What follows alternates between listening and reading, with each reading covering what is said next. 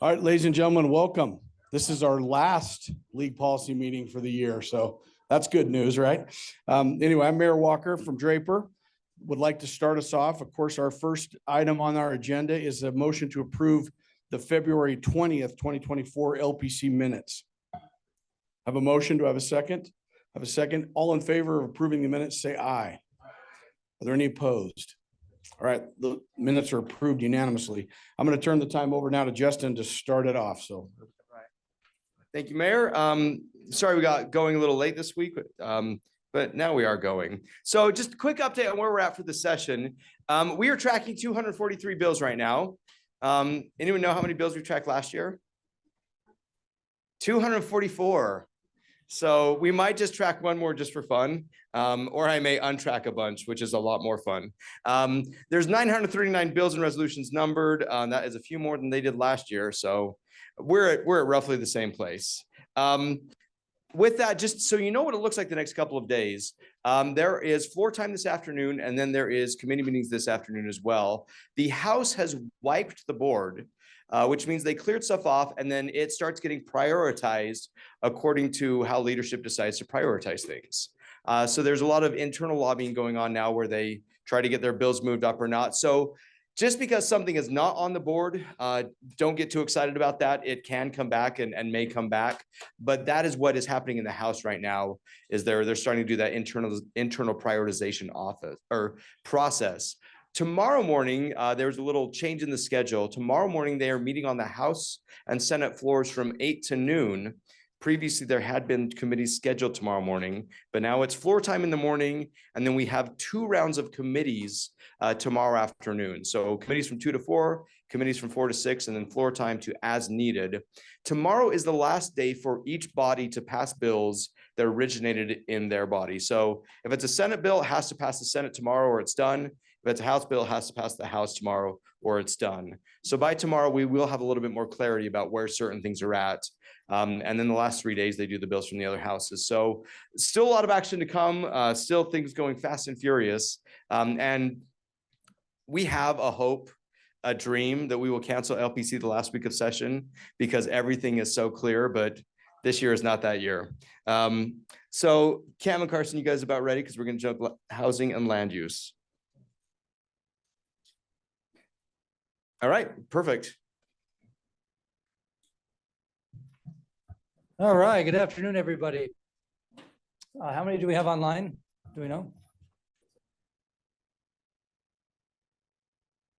Wow, so 136 online and then another 120-ish, 130 in the room here. So thank you for everybody for joining us at LPC, either in person or online. We've got about a month to go in the legislative session over the next 4.5 days. So buckle up. Today's the last day, obviously, with LPC. And then just in terms of our procedure, we still have our daily meetings and we check in with the league officers every day. During the rest of the session, we check in with them twice a week. During this final week, we'll be checking in with them daily as different pieces are moving. You'll also see some shenanigans where a bill that may be completely harmless 1 minute will get something dropped into it that is offensive to cities. A few years ago, that happened to a bill that we'd been tracking. We were neutral on the bill until we weren't, because second last day of the session, a huge preemption piece was dropped in that bill, and we were able to get it out before it passed on the last day of the session. So just stay tuned. And if you get an action alert, the action alert could be a standalone bill. The action alert could be that this provision was added to this bill. Like, we will be as clear as possible in those action alerts. But when you get an action alert, we need you to drop everything and respond to it and contact legislators because of how quickly things are moving up here. Things will be changing by the minute. Okay, that being said, we're starting actually with SB 185. Before I do 185, this is just a reminder of where we're at on the housing front. And the good news is you as a policy committee have considered SB 168 until the third sub, which we'll talk about later, infrastructure districts, PTIF, FIZ, and the child bill and the land use task force bill. So all the bills you see on this sheet are all moving through the process already. Last week, I co-presented to the House Republican Caucus with Representative Stephen White about all of these bills. And he actually used this slide about partnership, not preemption. That was the theme that he presented to all of the House Republicans about how we've been working together rather than across.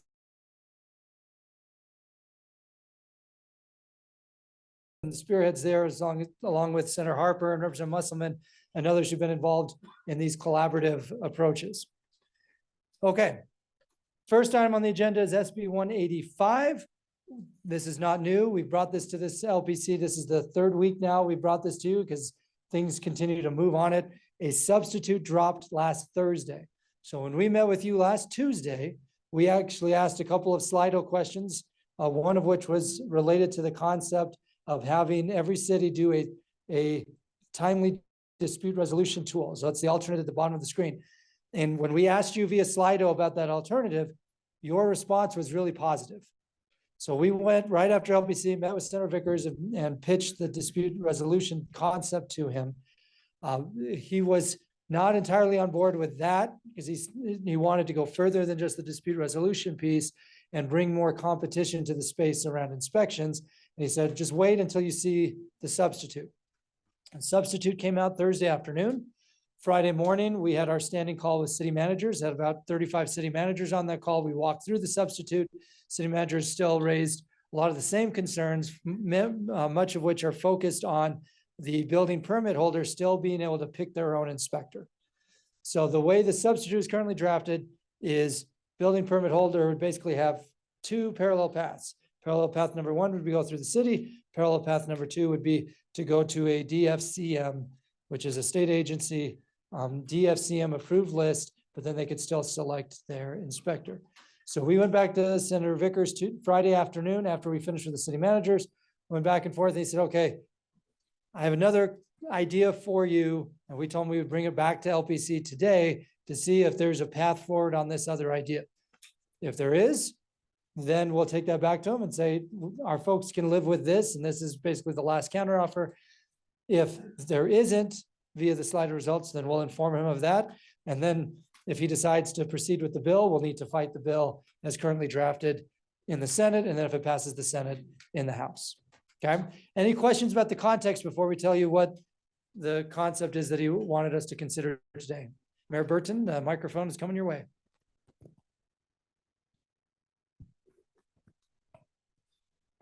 As a contractor and now as a city official, I have a real problem with that. As a small contractor, I would look at that and think the purpose, the big businesses will do this. They're going to find somebody who's going to give them what they want to have because they're going to be paying them to get there. I feel like the government is the equalizer. So as little guys don't get overlooked and pushed aside. I haven't ever seen that problem as a contractor when I'm trying to get my inspections done. I haven't never been able to get an inspection scheduled in the time frame I needed. Within 3 days, I should say. There were some times when I wanted it quicker, but I didn't have that problem. I think this is going after a problem that does not exist. And I see so many other problems that will come if this comes up there and create that issue. And on top of that, if they're going to do that, they should be able to do that and pay for that separately, and the city should still be able to do their inspections, and then they can work out the differences if that case comes up. Great points, Mayor Burton. Yeah, one point I want to emphasize that you referenced was just the overall timeliness. And you said that in your day job or your former day job, you never had a problem with meeting that 3-day window. And based on the data that we collected from cities during the session, and it's an incomplete data set, but it was the best we could do during the session, 99% of the cities who responded to our survey said they were meeting the 3 days and showed us the inspection by inspection data. So yes, it does lead to the question, what's the problem the bill is trying to solve? And that's where, as we're going back and forth, we're going to get to his idea from Friday afternoon that we said we'd bring back today about what happens in those small cases when you get to day 4 and an inspection hasn't occurred. Councilmember. Hopefully this is on. As a contractor as well, I know that there are times when we have been out at least a week on inspections, especially in Summit County and some of the Wasatch back cities. I don't understand what our opposition would be if contractors want to choose from a list of people who are already doing inspections for us as municipalities. If there's an approved list that we're using, why can the contractor not use that same list? So a good point about the approved list and being able to use the list. I think the question we're about to ask this group is kind of taking these two comments and combining them into a couple of Slido questions to get a sense of exactly what the line is. What we've heard repeatedly over the course of the session with this bill has been the builder selecting their own inspector. But are we still opposed to a builder using a randomized approved list? So somebody who's randomized from the approved list. So we're going to ask two Slido questions to try to nuance these two things. So what's in the, so yeah, this is what's in the first sub now. Go ahead. You want to bring up Slido? So again, we're going to be asking you two Slido questions here. So again, we use Slido when we don't have bill language, and it's helpful for us to get a sense of the membership so that as we go in to negotiate, we know where you're at. Mayor Silvestrini. Normally you're over here. Apparently got bumped. I know, I got to keep you guessing, I guess. Yeah. So what happens if, what happens under this bill if a contracted inspector does not follow the code and the city has a problem with that?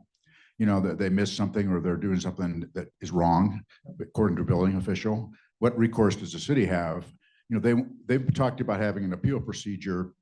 If our building inspectors you make a mistake and they want to challenge that, and I'm supportive of that. It needs to be a two-way street.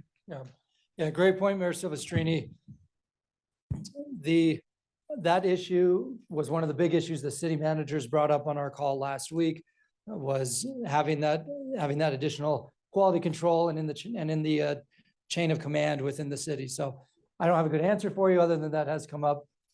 Do I have okay, let's go Mark, and then I thought I saw hands, and Craig, and then we'll go to Slido. Yeah, from the city manager perspective, we discussed this quite a bit last week. We are very much opposed to them controlling third-party inspectors.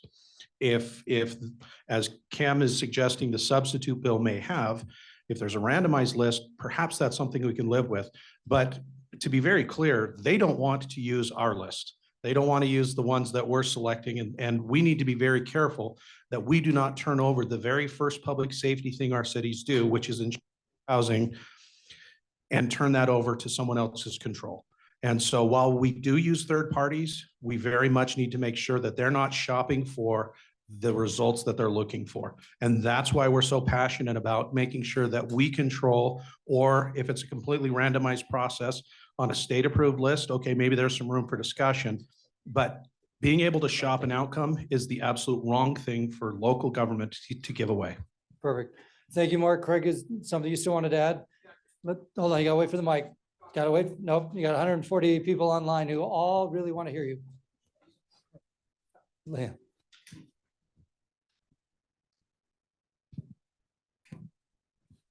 Where's Representative Peterson on this? He's a building official. Yeah, we've had lots of conversations with Representative Tom Peterson, and I hesitate to put words in his mouth beyond what he's told me, which is he was concerned about the original version. I've not had conversations with him about the first sub yet.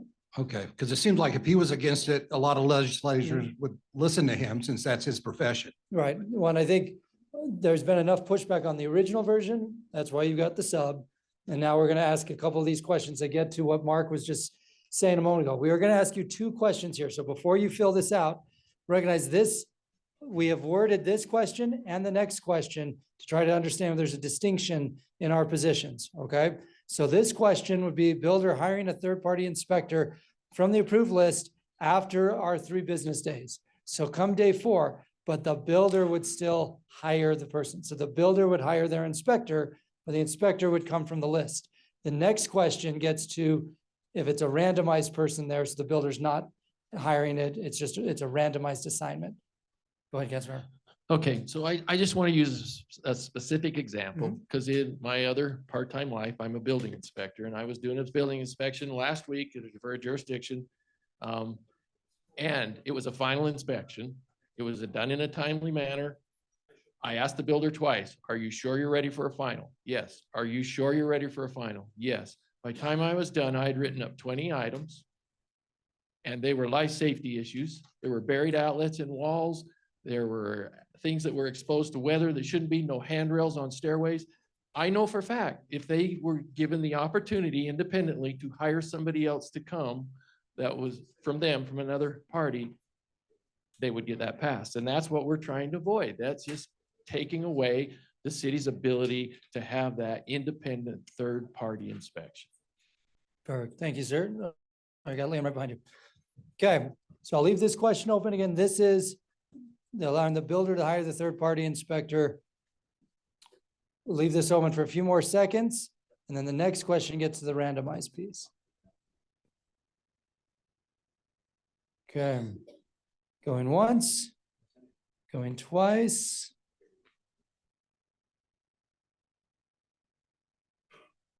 Okay.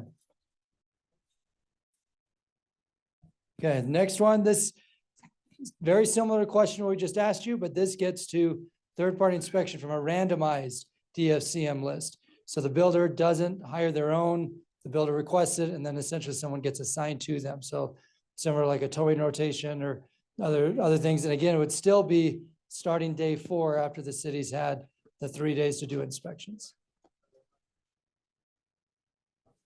Question from the mayor, Liam? Got Mayor Lang over there.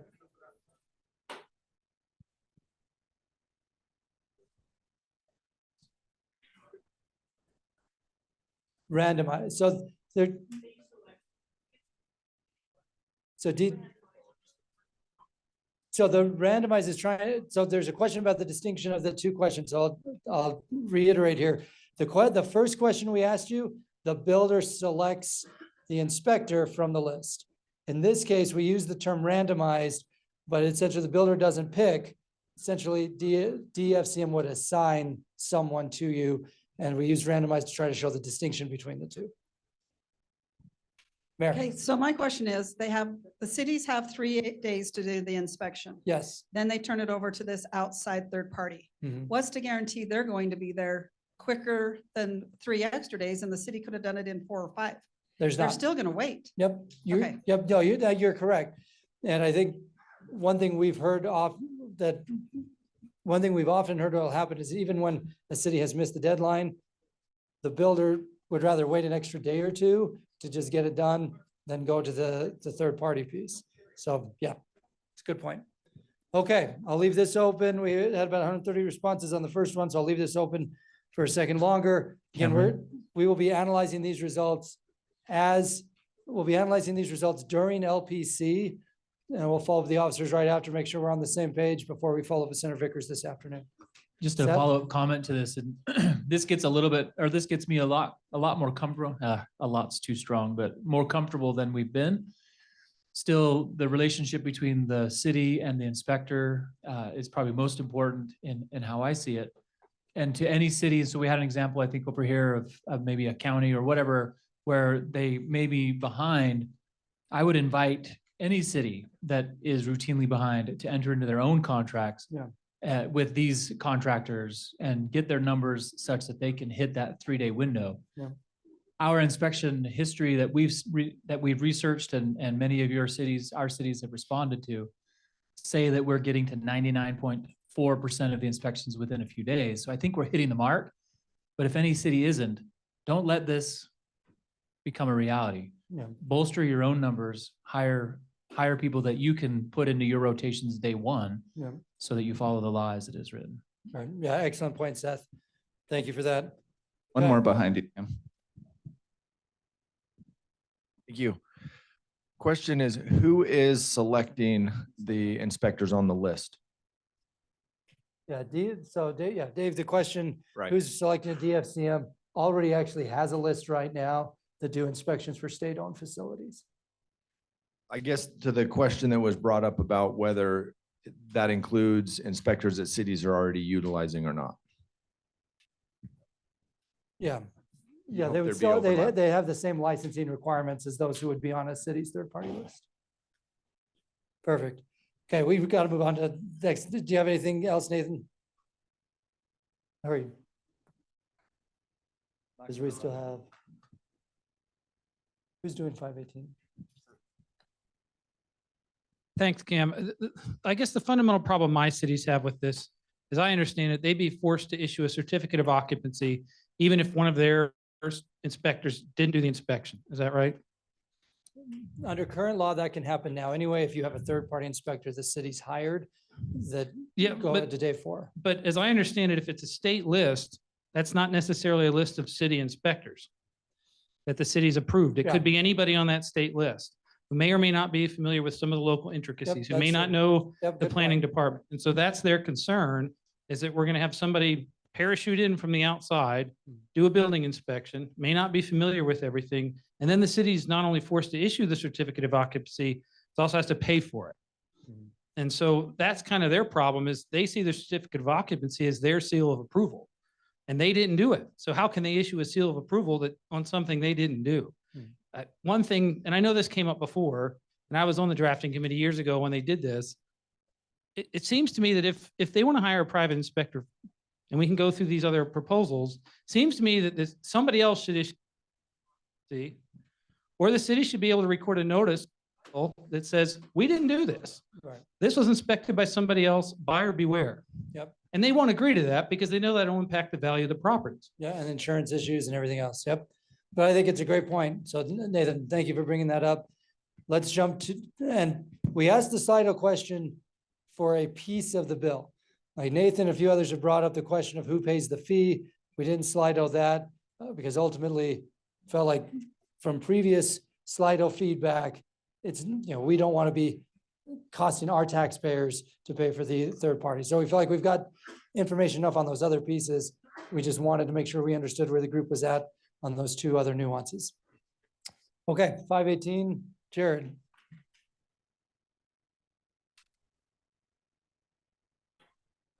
So 518 is Representative Peterson's bill. It mainly does I should say it does a lot of things with the building code, but the ones related to inspections are up on this slide. The first thing that it does is it prohibits cities from withholding a permit or an approval based on an unrelated, non-compliant structure. And by completed non-compliant structure, what that is it's not the grandfathering. This is like an illegal structure that was built without a permit, without inspections, without a C of O.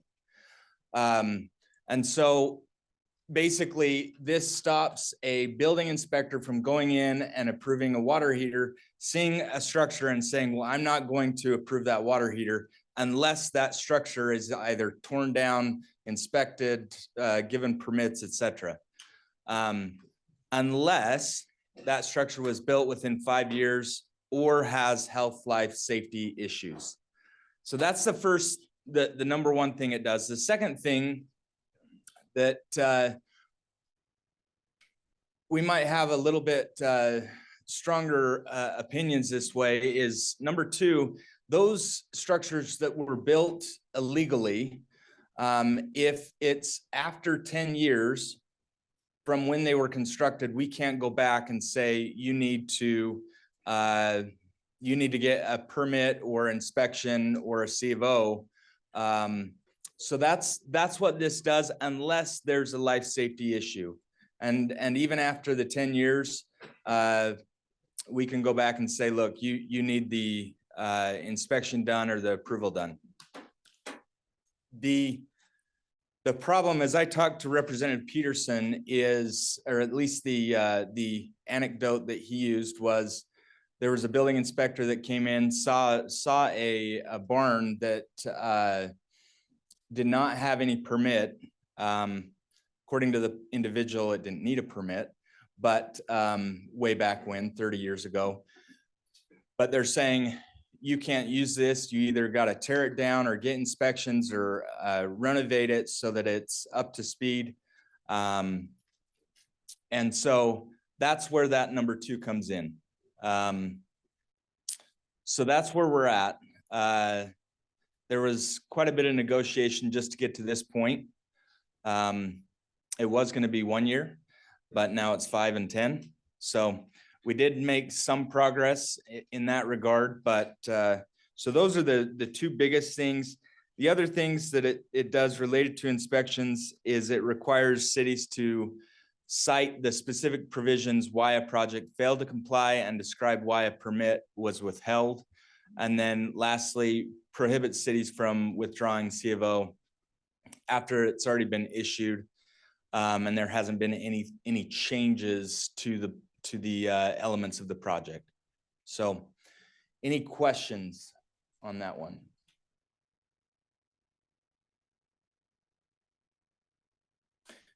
Yes, so just barely, it just passed the House and is being sent to the Senate committee. Can you run, please?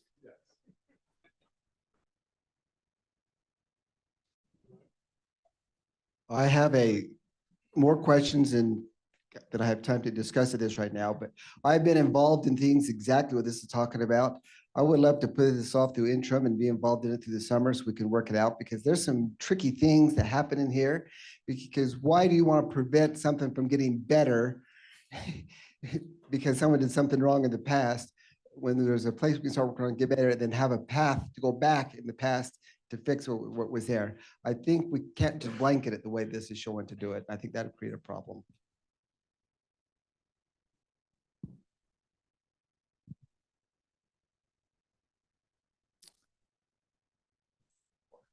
That's speed walking. This may be something that needs to be addressed later, but maybe you know the answer.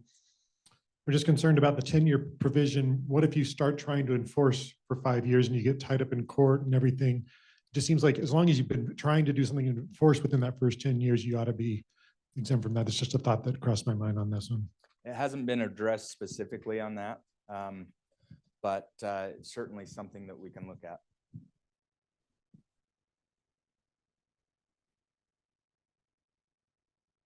Okay.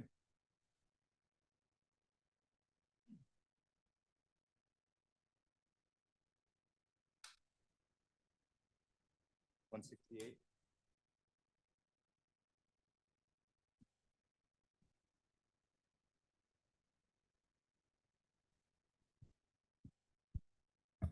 Perfect, thank you. So SB 168, this comes back to what we mentioned before about the 6 bills that are part of the overall housing package. SB 168 is the modular housing bill. Last Tuesday, we presented to you that there were 3 different tax increment concepts. Tax increment concept number 1, or I shouldn't say tax increment, 3 different financing bills. Tax increment concept number 1 was the first home investment zone, which was SB 268. That bill got numbered last weekend, so we were prepared to present it to you as a bill last Tuesday. Then you had the PTIF bill, which is House Bill 572, also numbered in time to present to you last Tuesday. And then we also presented to you what we referred to then as residential tax increment that was not yet ready to be numbered. So we presented it to you as a concept. That concept became substitute language for SB 168. So we wanted to be transparent with the group because SB 168 has been the modular piece. We told you that this concept was out there. Now the two have been merged into SB 168. So the modular housing framework stays the same, and that residential tax increment tool was inserted into the bill and creates the home ownership prosperity zone, or a HOPS. For HOPS, and this is what's in the bill as of now, but dialogue has been going fast and furious since the substitute came out on Thursday. If it's 10 acres or less, it's a city option. So similar to the first home investment zone, this is an optional tool for cities. City option to designate the HOPS. And if you do so, the city collects 60% of the TIF to pay for infrastructure for 15 years. And then the builder, similar to FIZ, the builder has to meet both owner occupied requirements and affordability requirements. Okay. So for a HOPS above 10 acres, as of now, the draft says that the city again makes has the option to propose it, but above 10 acres, it goes to the HTRZ committee. So now the HTRZ committee, which we talked about last week, includes state leaders and local leaders, it includes transit agencies and others. The HTRZ committee weighs in on HTRZ applications first home investment zone applications from SB 268, and now potentially for 10 acres or more hops under SB 168. In the case of the first home investment zone and the homeownership prosperity zone, both of those tools have to meet certain owner occupied requirements and affordability requirements in order to collect the tax increment and use it for infrastructure. So Mayor Shepherd, you're sitting in the back, but when you were sitting up here last Tuesday, this was the concept I proposed, and you raised your hand and said, you know, the school districts are going to be concerned about this. And you know, we said, yeah, we anticipate that all the other taxing entities, counties, school districts and the like would push back on both the first home investment zone and on the home ownership prosperity zone. From a city perspective, these are optional tools. So our recommendation is still to support this tool, recognizing there's going to be pushback from the other taxing entities. Over the course of the last couple of days, we've had a lot of discussion with Salt Lake County in particular. Salt Lake County right now in state law has a cap at the number of HTRZs that can be approved within Salt Lake County as it is. So we've had conversations within Salt Lake County of should that cap also apply to first home investment zones and to home ownership prosperity zones. And then the follow-up question or follow-up conversation there was if these tools compel taxing entities to share their revenue, their tax income and revenue with cities, should there be some sort of base threshold that has to be met before the tax increment money automatically flows to the city? So with that being said, oh, look at this, here it is. Everything I just said is now more succinctly written on the screen. So these are the two concepts that in the last 48 hours we've been working through. They don't yet appear in bills, but we're going to be asking you a Slido question about them in a second.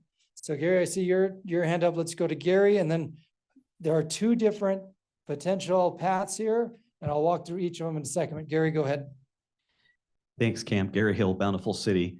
Do either one of those bills preclude a city from still issuing or enforcing impact fees or exactions? No, these would be in addition to utilizing impact fees for infrastructure. Thanks. Or doing exactions. Okay, was there another question before I'll walk through these two different concepts that we are discussing right now? Councilmember, did you have one? No, okay.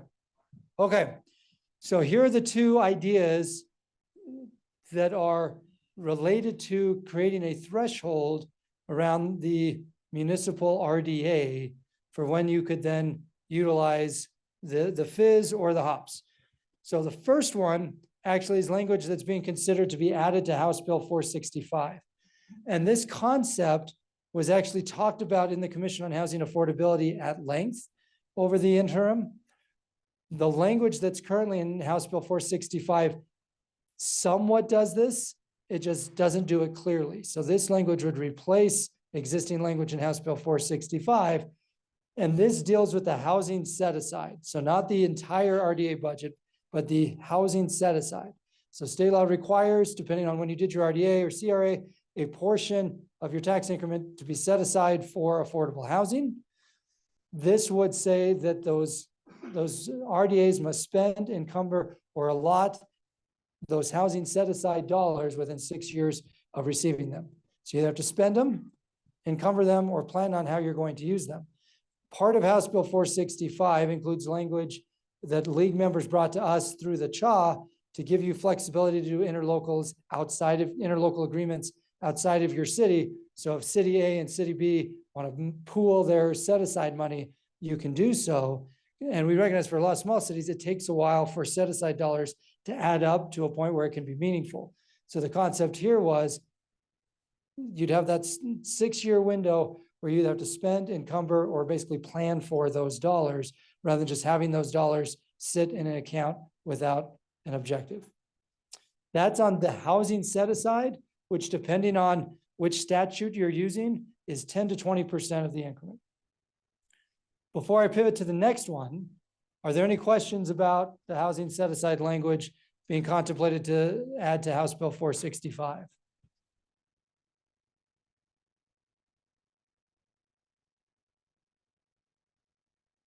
Nothing online?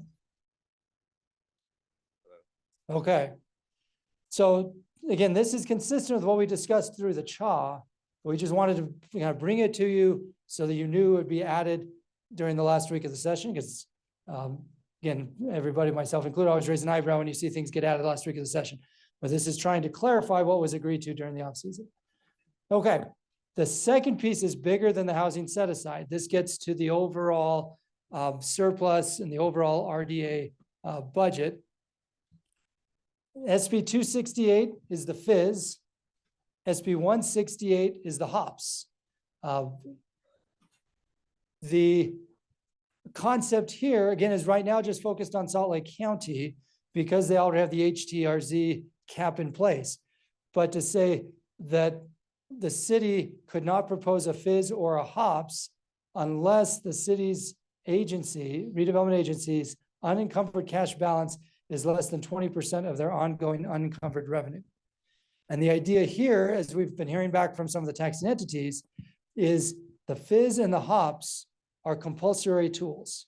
So the county or the school district has to participate if one of these moves forward, just like with the HTRZ. If the city has a significant amount of unencumbered money in their RDA account, the argument coming back from the counties and school districts has been, you should have to have a plan to spend down those other dollars before you can compel us to participate in a new project area here. And then once kind of you're in that safe harbor space, then the city can proceed with the FIZ, which would go to the HTRZ committee, or go to the HOPS, which right now would either be HTRZ committee of 10 acres or more, or for 10 acres or less is just automatic. So after LPC, we want to just have a quick rendezvous with Salt Lake County cities, because right now we have some data around the RDA cash balances for the agencies within Salt Lake County. So for all the Salt Lake County folks who are here, we won't be able to do it as a hybrid, so I apologize to those online. But for those of you who are here from Salt Lake County, just stay after and we'll just probably go back by the window and take a few minutes to make sure you know what that would mean in your particular city. But policy-wise, I could see this being a larger conversation around RDA authority in general, which is why we wanted to bring it up to the full LPC. We're going to ask a Slido question about it to the full LPC as well, and then we'll break it down by Salt Lake County cities and non-Salt Lake County cities. So what questions do folks have about this concept? I've got Mr. Spatafor in the back.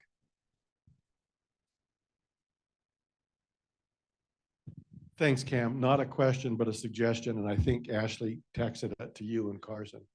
On the second proposal down below, since we're using the word allot in 465, I think we ought to say RDA's agency unencumbered or unallotted cash balance. You know, if there's a plan, then I think that, you know, then that ought to be specified that also would be included in what's going on. So unencumbered or unallotted. Gotcha. No, it's a good point. This language was just so everybody's aware, this language was proposed to us about 3 hours ago. And we said, great, we've got LPC today and we can run it up the flagpole. I also recognize that some of you may want to check in with your RDA directors, and that's great. You've got a good hour where you can check in with your RDA directors and let us know.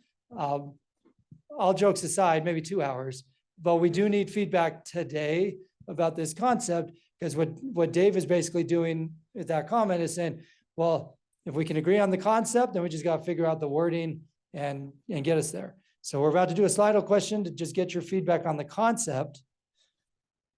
And then if they're generally speaking, there's a comfort level with the concept, then we figure out the language and make sure you can check back with your RDA directors. Let's go, Councilmember Smith Edmondson. Yeah. Thanks, Kim. I just have a clarifying question about the language prior to what you showed here. The first piece says 10 acres or less. The second says 10 acres or more. 10 acres is included in both. So is there a more than 10 acres Option, what are we talking about there? Yeah, so if you, a very good point, that right now, if you had a 10-acre proposal under the current language, you fit both ways. So I'm glad you pointed that out. That would need to be adjusted. Yeah, Councilmember Jacobs said, just do whatever you want, then that's not necessarily the intent, but yeah, but that is what the bill currently says is 10 acres or more, 10 acres or less, so we can clarify that. Okay, so the Slido question, again, this is tied to the language that was provided to us this morning, but we're trying to get a sense of conceptually, is this workable? Does this make sense? Because if so, we still have a month this week to wordsmith it and get it right. And again, we want the Salt Lake County cities to stay afterward, because right now the focus has been in Salt Lake County. We have data sets from Salt Lake County. We don't necessarily have those, well, we don't have those data sets outside of Salt Lake County. So I'll leave this open. Any other questions from the group on this concept?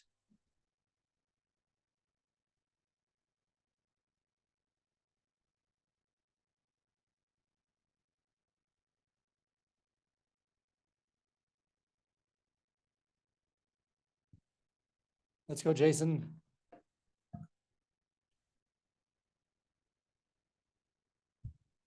Just to clarify, is the 20% of unencumbered just related to the housing? No, portion of this would tax be the increment? Oh, entire surplus. Yeah, so that's, we separated, housing set aside is the 10 to 20%. This would be your entire RDA budget, the entire RDA surplus. Thanks. Yeah.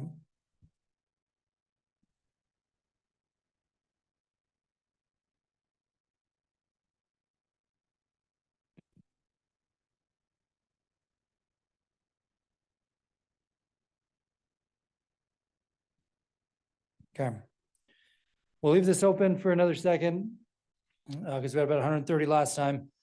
And again, please reach out to your RDA folks. You know, you now are aware of all, you're now aware of some of the behind the scenes conversations. Reach out to your RDA folks and please get back to us by the end of the day. And when I say the end of the day, like we're going to be up here till, well, way too late. So the end of our day goes quite a while. We don't have an end of day this week. So reach out anytime, but we want to get your feedback on it. And then the Salt Lake County cities will stay after for some follow-up. So I only have 102 responses, but it's sticking at that number. So I'm going to leave it on for 10 more seconds and then move on here. Okay. Okay. All right. Oh, it's still me. Okay. Okay, this one is for information purposes, but we knew it might catch some people's eye, so we wanted to at least bring it up in this meeting. This is SB 258, Senator Bramblow's Municipal Incorporation Amendments, and this creates a pilot program for creating a preliminary municipality in counties of the third class and smaller. So it does not apply in counties of the first and second class, and it has a maximum, it has a cap, an annual cap, and a sunset provision. But the concept here is if you've got an area in an unincorporated county that meets the criteria, but is short of the 100 residents that are required under current law to incorporate as a town, there would be a path for you to essentially start the incorporation process and work your way to 100 residents. And if you don't hit 100 residents by 2031, then you stay unincorporated because it expires. There are some powers and duties, municipal powers and duties that are granted here and some that are not. So it is a little weird, admittedly, as we were working through it over the weekend. But right now, under the bill, in a preliminary municipality, they would have no tax authority. They would receive no sales or gas tax allocations from other communities. They would have land use authority. They could contract with service districts for infrastructure. And then the lieutenant governor appoints the board chair and the board members. They don't have to be residents. And that was one of the questions we've raised is kind of the responsibilities of those board members. And then how long are they there before there's some sort of check-in back either to lieutenant governor or back to those future residents. So again, it's a pilot program that would apply in counties of the third class or smaller with the cap and with the sunset. Our recommendation right now is position pending because we've been asking a lot of these questions about it and just want to make sure you knew the background of it. I see questions popping in, but I can't see them here and there's no way I can read that far away with that small print. So is there Alright. anything I need to answer?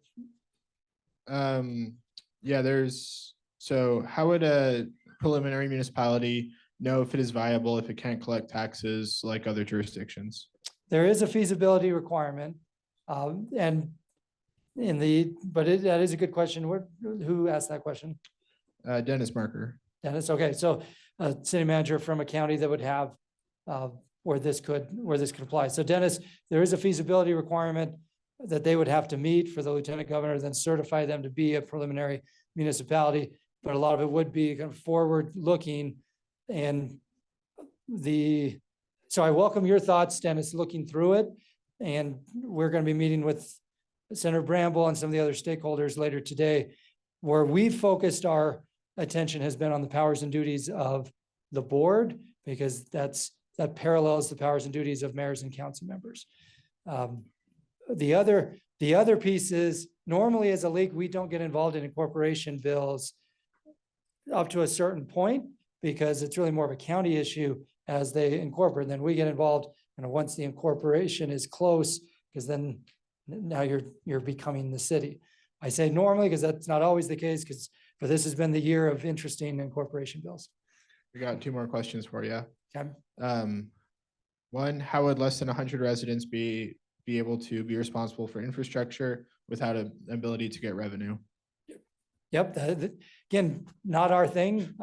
That's what if you had the property owners and they met the feasibility requirements, then that's on them. So again, I think from a league, what is our lane as a league? Our lane as a league is once you get past that feasibility process and you're incorporating, which again is why we've been focusing more on what I've listed up here is the impact on other cities and the powers and duties of the board. And then one more for you. What happens with contracts for service with other districts if the preliminary municipality is disincorporated?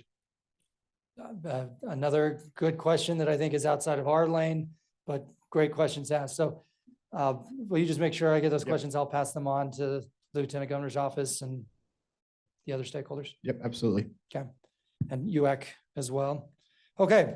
I mentioned this has been a year of interesting incorporation bills. Also, you've probably seen the headlines around House Bill 562, which is the Utah Fair Park Area Investment and Restoration District Bill, AKA the Major League Baseball bill, but it's more than Major League Baseball. So my objective over the next few minutes is to let you know what is in the first substitute. Second is to let you know an update on the sensitive negotiations happening between Salt Lake City, which is where this district applies, and the other stakeholders. And third, going to outline how we've been engaging as a league in our lane and our plan of engagement over these next, the next month, over the next 4.5 days. Okay. So House Bill 562, first sub, came out of committee on Friday morning. The language became public last week, and there have been around the clock deliberations between Salt Lake City and the other stakeholders. There already is a state fair park authority that has jurisdiction over the Utah State Fair Park off of North Temple. This bill would expand the property that this authority oversees to pick up not just the State Fair Park, but the Jordan River Parkway in the area, the Rocky Mountain Power Site with the 3 smokestacks across North Temple from the Fair Park, and some state office complexes that are exempt from municipal zoning right now that are in the area. So it's about 65 acres in total. It contemplates a 5-person board in the first sub. And again, its purpose is to lay the groundwork for a Major League Baseball stadium to then facilitate the opportunity to bring a Major League Baseball franchise to Utah. The district exists and acts, though, has some authority independent of whether or not baseball comes to Utah. the first sub provides the district land use authority over state-owned property and private property. And on the private property, if there's no agreement reached by January 1st, 2025, then the land use authority kicks in for the district, okay? Then in terms of local taxes, so city taxes, as well as other locally imposed taxes in the 65 acres, it would immediately divert all of those local taxes to the district and authorize the district to impose the resort community tax and a municipal energy tax. So it basically would take away the city municipal energy tax and replace it with the district imposed municipal energy tax.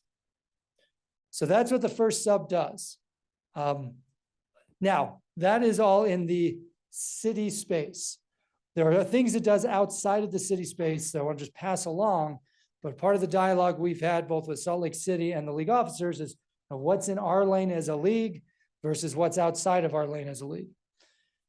So the other pieces, so before I move on the lane piece, the 20% of privilege tax goes to affordable housing. So, and there'd be a dissolution of an existing RDA, and it creates an account for at-risk students. So that all, particularly the dissolving the existing RDA, that still is in that league box. It just didn't fit on the first page. Okay, then the second piece here is the state taxes. So it contemplates an increase of 2 existing state taxes. One on car rental tax or car rentals, and the second taking the current state tourism room tax and increasing it by 1.5%. And the reason I wrote for the district is that all the revenue generated from these increases would flow back to the district. So it doesn't matter if where the money is generated for the tax increases, it flows back to the district. Okay. And then there's another component to it of some flexibility for county TRT in rural Utah for EMS and search and rescue. Okay. So let me pause there. Any questions about what the first sub says?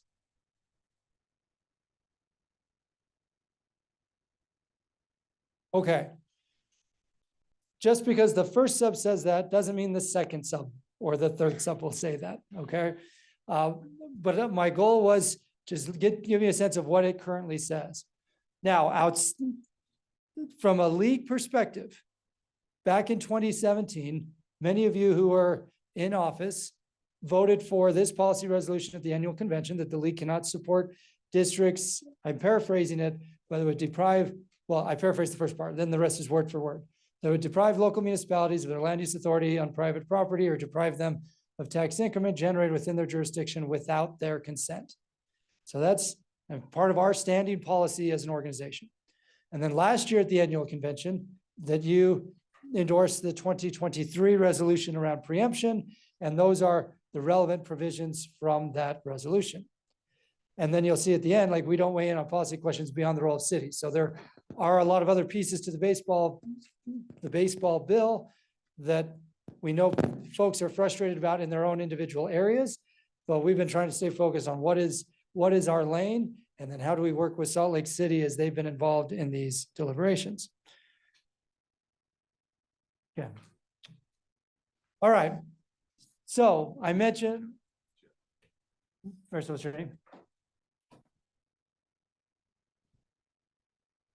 So number one, I understand that, there's still negotiations on this, particularly between Salt Lake City and some of the legislators, but I have a question like, why the Jordan Parkway is in there? There are a number of our communities that have contributed toward that, and it's a Salt Lake County project. Do you know what the intent is with respect to putting the Jordan River Parkway under a state district control? Yeah, it's an excellent question, and I'll address it to a degree. The reason I say to a degree is right now, we as a league have not been part of the direct deliberations with all the stakeholders. So we, as leadership, both the league officers and league senior staff have been meeting regularly with Salt Lake City to get updates on how the conversations are going. And Salt Lake City is actively negotiating these 5 areas. The land use authority and the tax increment pieces and other taxes, those are consistent with the league resolutions that I just shared with you. And Salt Lake has been involved in those resolutions, and Salt Lake has been, as I mentioned, in around the clock negotiations on those pieces. The third piece that Salt Lake has been negotiating on has been the state interest. The state fair park is one of the state interests that's called out in the bill. And then the first substitute calls out the Jordan River Parkway in this particular area as the state interest as well. But I think Mayor Silvestrini raised a very good point about whether that portion of the Jordan River Parkway should be part of the state interest or not. And I think that's part of the discussions that are happening right now, is that definition of state interest. And the reason that matters is a little quick history lesson.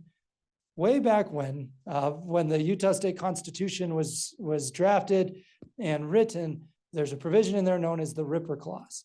And that Ripper Clause is not unique to the Utah Constitution. It exists in about 20 state constitutions around the country. And the history of it goes back to the railroad barons. That's another story for another day.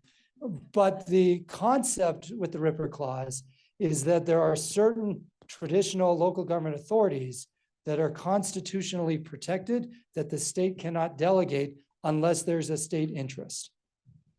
So going back to the 2018 session, when the legislature created the first iteration of the Inland Port Bill, the first iteration of the Inland Port Bill arguably violated the Ripper Clause. And the reason I say arguably is because after several years of litigation that the league actually participated in via an amicus brief, that bill had changed so much in subsequent years that we didn't get a clear answer from the court of whether or not the original version of the Inland Port violated the Ripper Clause. But that Ripper Clause is really important for local governments. And so it's a good question on state interest, and it is part of this overall discussion of what's in there. Number 4 is the impact on the existing RDAs. Salt Lake City already has an RDA there, and concerned about the potential preemption of the state stepping in and overtaking and dissolving that RDA. And then the 5th piece is the board member composition. Right now, there's contemplated to have 1 board member from Salt Lake City. We could spend all afternoon working through different nuances of this bill, and we're not even halfway through our agenda, and it's 1:08, part of the fun of the last week. We have been meeting regularly with Salt Lake City as they've been doing these negotiations, and we want to be respectful to the sensitive nature of those deliberations. So our objective here was to give you an update of what's currently in the bill, what's being discussed for potential future substitutes, and then recognize with this being the last LPC, we're not going to be able to come back to this large group to give a thumbs up or thumbs down or thumbs sideways. So we'll be coordinating with the league officers like we do on all the other bills this week of, hey, here's where the negotiations have progressed. Is that consistent with the league principles on the issue? And then how can we engage? So let me pause there. Are there any questions anybody wants to ask? Recognizing that, we still have a lot else to go, but this is important and it does have precedent in other communities, but it's also very directly impactful on Salt Lake City, which is why we've been offering support, but being true to their negotiations. Got a couple online. I think we'll try to do 1 or 2. First, did I understand correctly that the TRT increase is that there'd be a TRT increase statewide that goes to the district? Yes. All right. And then how is the board replaced with expired terms? Is it an election or an internal appointment? There's a process spelled out in the bill for that. Okay. Oh, we got a question in the back with Matt.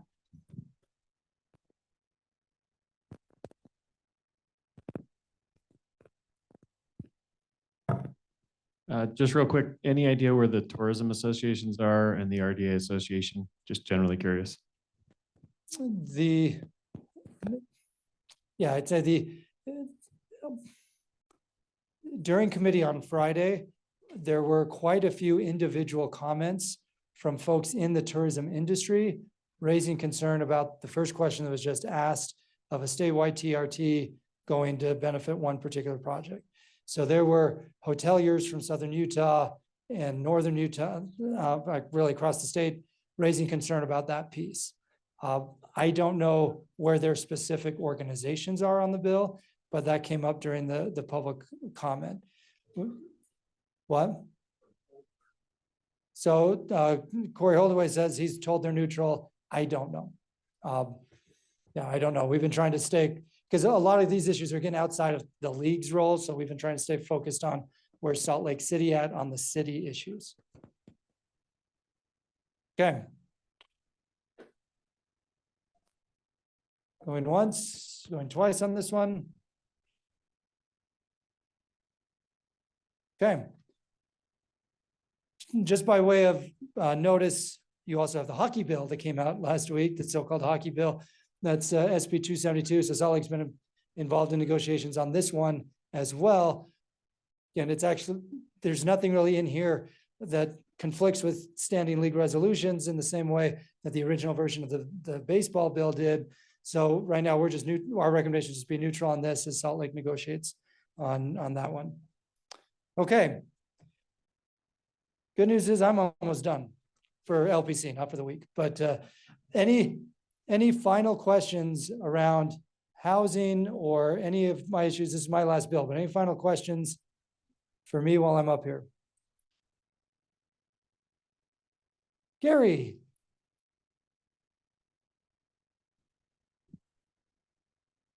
I'm sorry, I can't resist going back to the last issue. Both hockey and baseball. I remember a few years ago when we were told that MIDA was so important for the benefit of the state that it was worth giving up municipal authority for. Mhm. And then the inland port, now we're talking about sports teams. Mhm. Next year, gravel pits.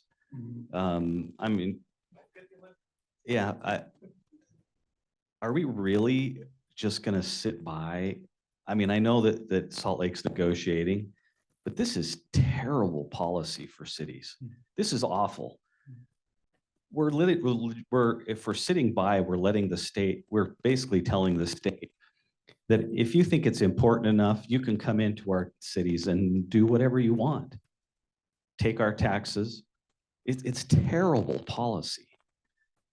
I don't know where to go from here, but I just can't imagine that we're not talking more about this as a league. This is awful.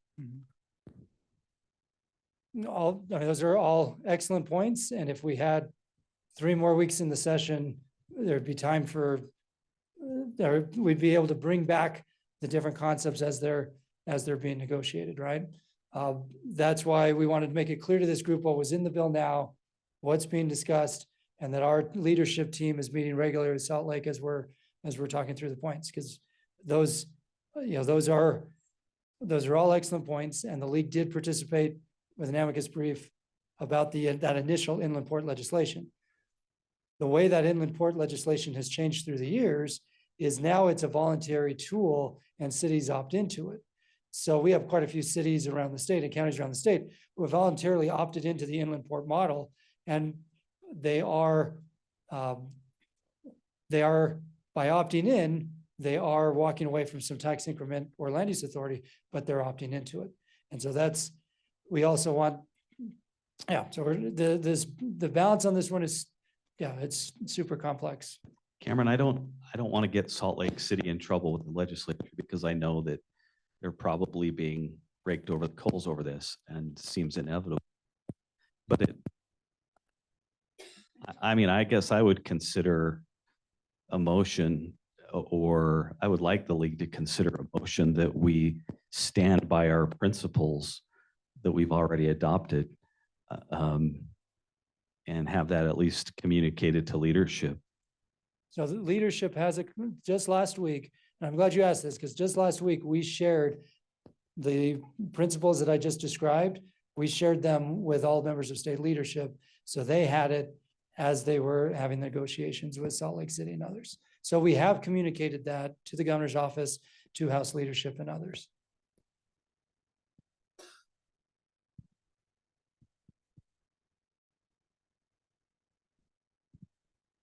So, yeah, great comments, Gary. Any other comments from the group? Then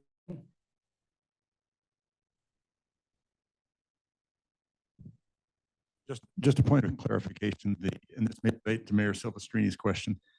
The concept behind MIDA or behind the State Fair Park Authority were all based on the fact that those authorities governed either federal land or state land Right. where we had no land use authority and we had no That's right. taxing authority.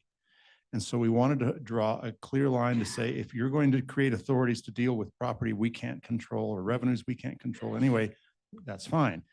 Once you try to do that on private property with our land use authority or our tax revenues, we object to that without happening without our consent. Right. And that's what's happened, of course, with the inland port. Now with this ballpark district, the Utah Lake Authority, Well, et cetera, et cetera. So I'll pause you there because the nuance does matter here. So at the Utah Lake Authority, we did ultimately vote to support that bill after a lot of consideration. The cities in Utah County ultimately felt comfortable with that approach. The inland port in its initial form was the first time that the state had stepped in to governing on private property, governing the land use on private property. Whereas with MIDA, Point of the Mountain Land Authority, MIDA and Point of Land Authority, and those were state-owned parcels of land or federally owned parcels of land, Correct. right? So yes, we have seen, I was gonna say MIDA's expanded from that, right? So MIDA's expanded from that because of the military purpose. With Point of the Mountain, you have land use authority on one particular piece. Now you have a commission that is broader, that's giving feedback about the whole area. And then the inland port now has morphed from the district having that authority on their own to now having that authority once the city opts in. So you're right, but again, I think for better or for worse, there's been enough nuance in all of these that it's not just as easy as taking our resolution and applying it to the facts. Because even with the Fair Park piece, yes, it's private property of the Rocky Mountain Power side, but it's the Fair Park, which is state-owned. So it is an expansion, but they're tying it back to the Fair Park. So again, that's where the fact pattern gets a little more nuanced. And it is why we've shared our resolutions and our policy principles with the powers that be. And, Salt Lake's been involved in these negotiations, and you'll see the items they're negotiating are consistent with the principles from our resolutions. So a lot's going to happen over the next 4.5 days.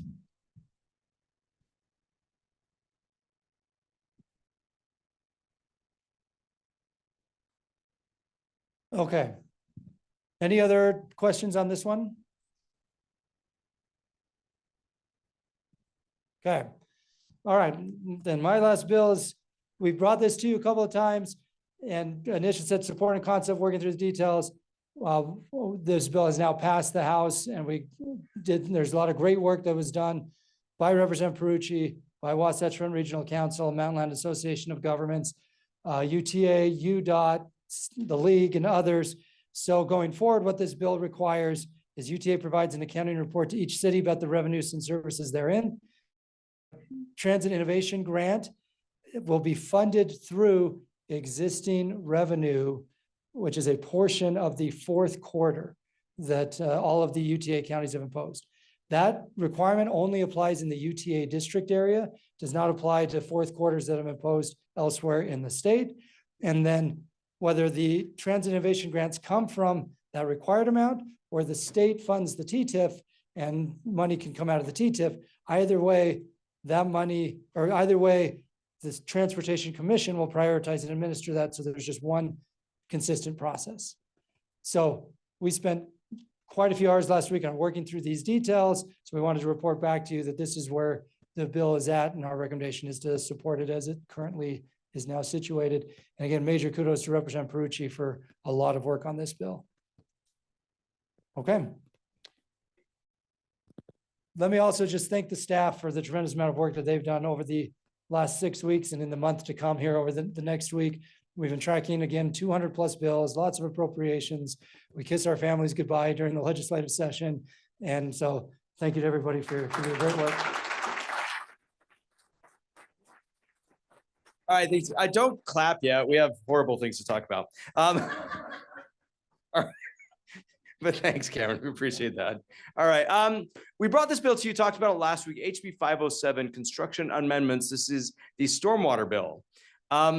This bill went to committee last week and passed out of committee. It's currently, well, I'd say it's not on the House board because, as we said, they wiped the board. So this one's sitting in rules, could come back.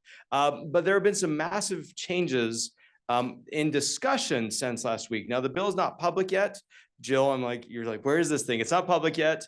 And there's still a couple points that could change before it becomes public. But a couple of things that it changes from before. So one of the things it says requires each municipal system to determine their best management practices and publish them on the website. Last week, what we presented said there were some limitations on that. This just said, say what your practices are, put them on the website. Requires municipalities to publish a list of requirements for a complete application for a prevention plan permit. So just got to put the requirements out there. A lot of you are already doing this. It shouldn't change a whole lot. Puts a timeline on reviewing the prevention plan permit for 14 business days. That's business days, not working days. So 14 business days to review that is, I think, the current proposal. When we talked about this last week, there was a very long time period given for people to cure problems. It said 5 days and then 3 days and then 3 days that you'd reach out and they could cure the problem. Now it's at least 24 hours and repeated 2 times. So you reach out and you say you have 24 hours to fix the problem, and you can do that 2 times before you can shut down construction if necessary. But you may stop it earlier if there's an immediate threat to public safety. And if the municipality ultimately has to intervene because they're going too slow, you can recoup costs if you have to do the cleanup work. There is ongoing discussion about electronic inspections versus, that and is superfluous there, in-person inspections, or the versus is, they could either be superfluous. But there's discussions about that. We'll see what comes out in the language. Representative Musselman's kind of going back and forth on it a little bit. But the big one here is there's a delayed implementation date of January 1st, 2025. Because Representative Musselman has said he wants to spend a good chunk of the interim talking about this bill ongoing. So you can then ask the question, if there's that big of a delayed implementation date, why not just deal with it during interim? And that's just an age-old great question to ask sponsors the last week of the session when they're trying to get things through. But that's the answer, because they're trying to get something through at the end of the session. The bill is not public yet. I don't know when it will be based on how quickly things are getting out of drafting, but I imagine we'll see something at some point today. So with that, happy to take any questions about, again, we don't have specific language yet, the sub hasn't dropped, but just questions about where this is going or the discussions, and then we'll ask you a Slido question about it. Line. Want a line? Yeah. From Steve, hold that bill. And Swiss whip. Yes, ultimately you can. After that, if there's an immediate threat, yes, you can hold it up. And after those 2 different 24-hour periods, you can also hold it up. Yeah. So the other age-old question, what's the problem it's trying to solve? That's a great question. Problem it's trying to solve is, one, just some standardization around expectations. Right now, there are a few places where they're not quite sure where they're going to get when they go to a given city. So they are looking for some clarification. Representative Musselman's looking for some clarification around what happens before you shut down construction. He's heard some anecdotes that drive him crazy. How much validity there are the anecdotes, I don't know. But that some people have shut down some work sites in what he thinks is a overreactive fashion. Yeah, so again, they're looking for standardization because St. George's, Park City is Logan, is Provo, is Delta, is Moab. All the same soils, all the same rainfall, snowfall, et cetera. So standardization is not going to happen unless they force it upon us, and then you're still going to have issues. Well, and what we've got, and that's a good point, and that's one of the reasons we said you can't have some of what was in the earlier bill. And this says you pick what your best management practices are, just put them on your website. So we gave you back a lot of that option that he was trying to take away in the first place. Thank you, John Hiskey from Taylorsville. To your question, sir, it was interesting that the sponsor in the committee meeting said, wait a minute, there's been runoff on this planet for 4.5 billion years and sediment, so why do we have to clean it up? Well, I did some research and I found out Adam wasn't driving a fossil fuel vehicle, and they weren't farming with petrochemical next to rivers. I'm being facetious, but you see what I mean? The anecdotal thing can drive this, which is so unfortunate. Not the understanding you could contaminate, seriously contaminate, water areas that are critical to each of us. My mayor's going to throw me out of here now, so I do apologize. She was ready to grab the mic. So the question we have for you, because we do have some more bills to get through, what is your comfort level with, as it's been presented? Again, the language may come out a little bit different, but what's your comfort level with this modified version of HB 507? So very comfortable, somewhat uncertain, somewhat concerned, very concerned. And I know it's horrible because, kind of like Cam said on some of these, we're still waiting for language to come out, and we're not going to have the chance to come back here and say, here's the bill, what do we think exactly? But just looking for a little bit of help here. And we got Kyle back here.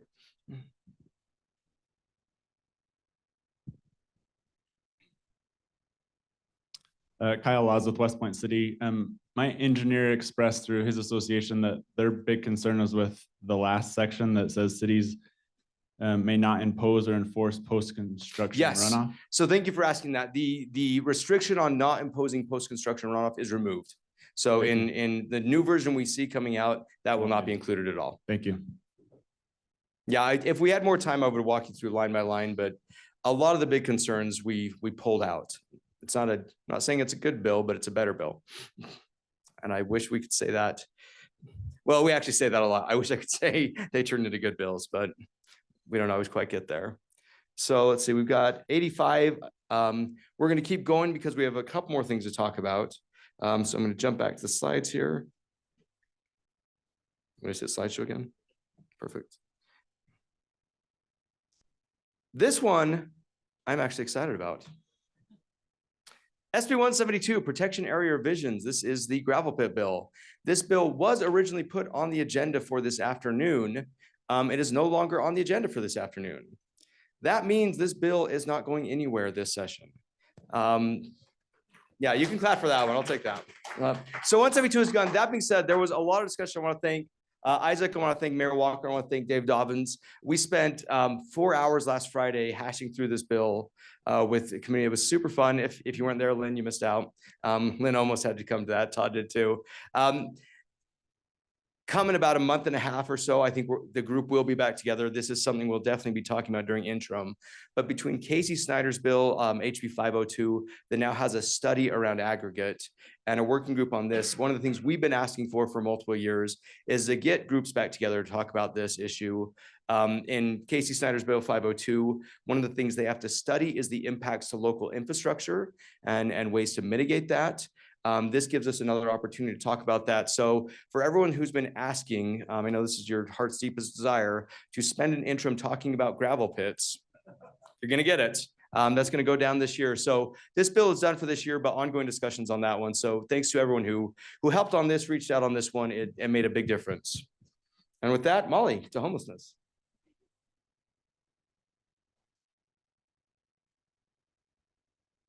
We have 2 minutes. Let's do this. So quick update for you. Steve Ellison's HB 421 was heard in committee this afternoon and passed out. The fourth sub has some additional mechanics within the winter response and within the mitigation. So within winter response, if a second-class county opens up or makes plans to open up year-round services, they do not need to create a winter plan. That is because Davis County has been discussing, what if instead of a winter plan, we just opened up some sort of year-round facility? So the fourth substitute allows for that. It also, within the next, has some additional parameters around mitigation eligibility. It again kind of hardens that line that municipalities must be compliant with no camping ordinances and pedestrian safety ordinances. It still does allow for the consideration of shelter capacity within that, which is helpful. But it also has additional language that if a city is determined ineligible for the funding because they are not compliant with camping ordinances or pedestrian safety, those funds could be redistributed to the remaining shelter cities or given to DPS. So just a heads up there. Clancy said we don't need to go into executive appropriations were released Friday. The governor's budget requested $190 million in homelessness funding. That did not happen. So as far as ongoing appropriations, the Pamela Atkinson liquor store roundup was approved. They are putting in about 150K of one-time dollars that I think is mostly just going to pay for the infrastructure to allow that Roundup program to exist. And then LFA is predicting that that will generate $2 to $4 million annually. However, it's a new program with a Roundup, so I would say approach that conservatively.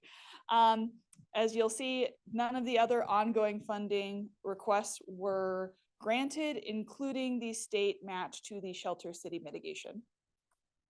As far as one-time appropriations are concerned, they granted $10 million of one-time funding for kind of generalized winter system response, or pardon me, system response. Winter shouldn't be in there, and they did not fund anything else that you can see on the list. So it's a tricky year where there is not a lot of money and not a lot of not a lot of money. So that's where we are with policy and appropriations.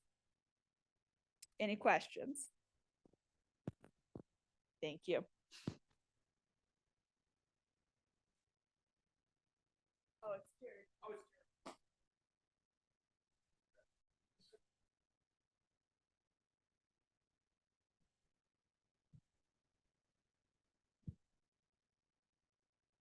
She had 2 minutes and I have -1. So there were 3 religion bills that we talked about last week. SB 150, which is Weiler's bill, HB 396, which is Brammer's bill, and then HB 460, which is Mike Peterson's bill. We were able to, a week ago, this was the worst bill. And so we were able to meet with Representative Peterson and just wanted to show you some changes from last week to this week that have just dropped this morning in a sub. So I apologize for the small font there, but let me just briefly go down each one of these. The first thing that it does is it changes the standard for undue hardship, and it better tracks what is in the Supreme Court case Groff v. DeJoy. And what it does is it doesn't just limit it to financial and operational disruption, but the government can deny a reasonable accommodation if there's an undue hardship that takes into account basically anything and everything you're having to handle at that time. And so we were able to expand the definition to what it actually is in the case, and that was accepted. The second thing that it does is it exempts first responders when they are responding to a public safety issue. So if you've got firefighters, police officers that are responding to a certain situation where the public safety is at risk, police officers can't say, well, you know what, that grosses me out. It's against my conscience. Can't do it. It's a core function. It's an essential function of the job. The next thing it does is it changes the process. And I won't dive into the minutia here, but generally speaking, we have more time to be able to respond. So it measures, instead of our response being 10 days after the request, it's 5 days before the task must be completed. So what I would suggest here is we give tasks early. If there's not a task that's due within 2 days, that means that time period that they have to request that reasonable accommodation will have passed. So just be aware of that when these tasks come up that you're saying, hey, we need you to go and do this, and it's still under the job description, that you will, after 2 days, they need to respond, or they need to request that reasonable accommodation within 2 days of being told to do the task, whatever it may be. The remedies have changed as well. We fought for being able to come back to your policy and to exhaust the remedies of your employee to be able to go through the grievance process.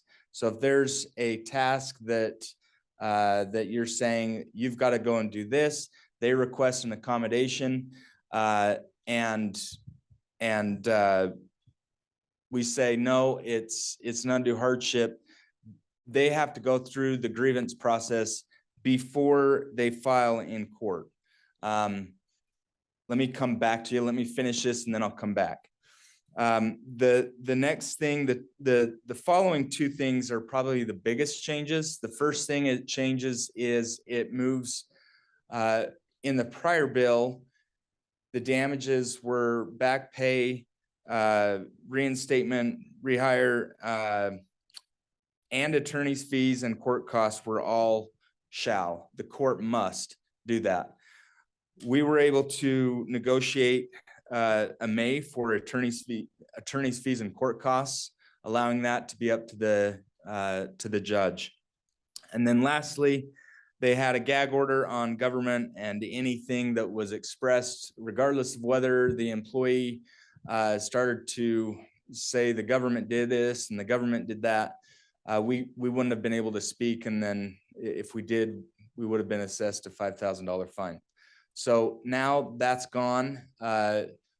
Any disclosure requirements are under GRAMA. So the written request that was made, as well as the response that we give back to the employee, those will be subject to GRAMA as a protected or as a private record. So that's kind of where we're at.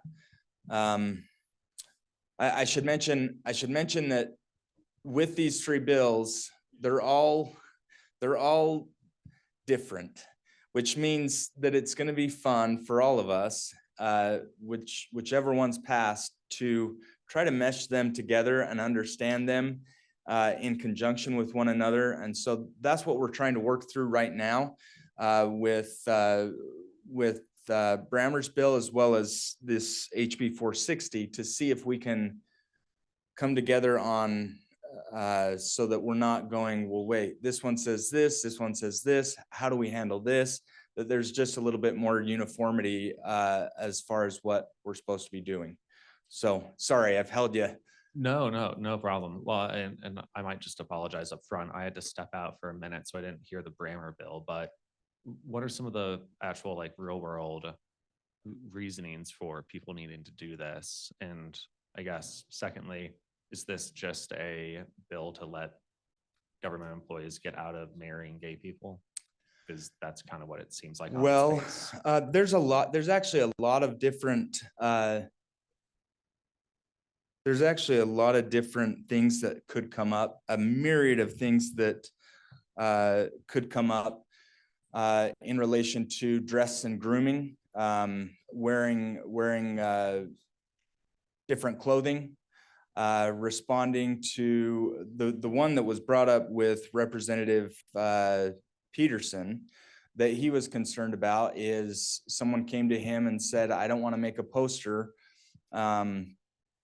His job was making posters, but I don't want to make a poster for a drag queen. That's against my conscience, and I'm not going to make that poster. So that's where that came up for him. When trying to point out that, look, if your job is a librarian, you should probably know that you're going to be a librarian, and that you will be reading books and reorganizing books. And if that's against your conscience, then you probably shouldn't be a librarian. So we've talked about that. And there are things that there's just so many things that might come up that it's hard to say this is why it was done. But for that HB 460, that was his anecdote that he brought up.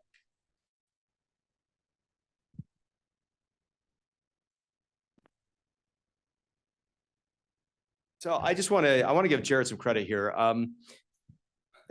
First, because I give Jared really bad advice one day. Only one day. The rest of it's been really good. There has been a lot of concern from a lot of different parties on this bill. Jared was the only one who got up in committee and said anything. That's where I gave him bad advice. I told him he would have friends that day and I was super wrong. He didn't. But because of that, the bill was held in committee and Jared has been in, I mean, virtually nonstop negotiations on this bill for the last several days. So Jared has done a phenomenal amount of work on this bill to get it where it's at. So just want to give Jared credit. He's done a ton of work on this one. It's been great. And publicly apologize for sending him to the wolves one day. But yeah, we've got a lot more coming up the next few days. So like Cameron said, if there are action alerts, react quickly. Bills are going to be moving so fast right now. It can pop out of rules beyond the board and pass within a matter of minutes.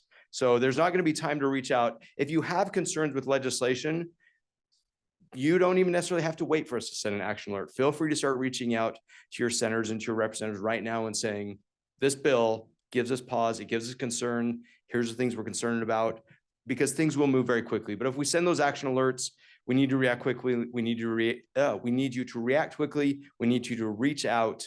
We will do our best to give you coherent talking points when you do so, but we'll need you to go quickly when we send those out. So Mayor Walker, I think with that, we're back to you. All right, we need a motion to approve the bill tracker as presented. Is there a motion? Motion second. All in favor, say aye. Any opposed? All right, motion to adjourn. Motion, anyone? Second, all in favor of adjournment, say aye. All right, see you next year. Salt Lake County back in the corner by the windows. I'll do the quick meeting.